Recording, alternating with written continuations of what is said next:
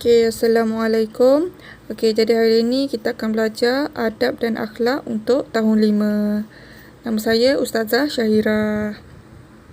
Yang pertama kita tengok silibus untuk tajuk adab ni terbagi tahun 3, 4 dan 5. Tengok tu untuk yang pertama masa tahun 3 kita dah belajar adab menghidang makanan dan minuman, adab melayan tetamu, adab menziarahi orang sakit, adab menziarahi rakan dan juga adab menziarahi orang tua. Tahun 3 kita dah belajar.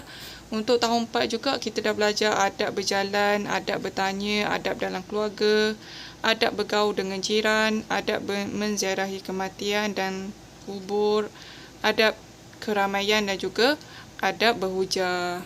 Jadi kita boleh tengok tahun 5 kita ada 5 adab.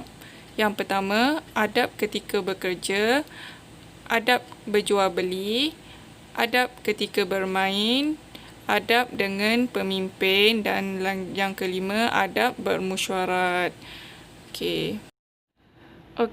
Yang sebelah slide ini pula kita boleh tengok ada kata kunci soalan.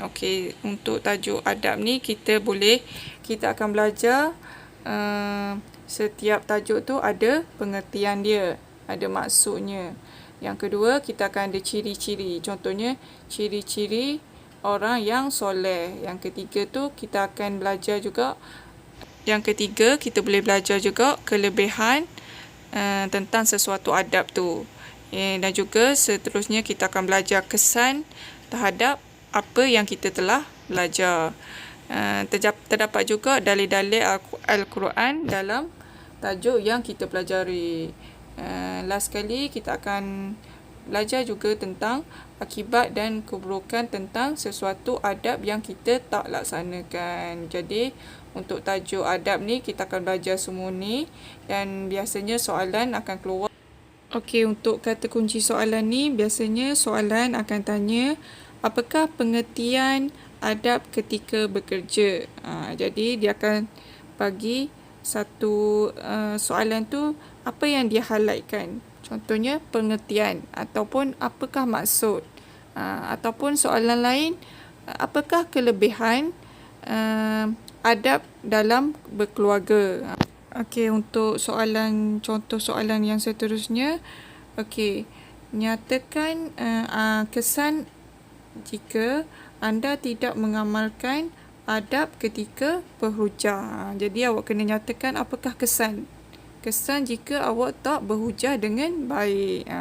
Jadi tu contoh kata kunci soalan. Untuk tajuk yang pertama, adab ketika bekerja. Apakah pengertian bekerja? Bekerja adalah perbuatan yang dilakukan mengikut cara keredaan yang ditunjukkan oleh Rasulullah dan menjadi satu ibadah.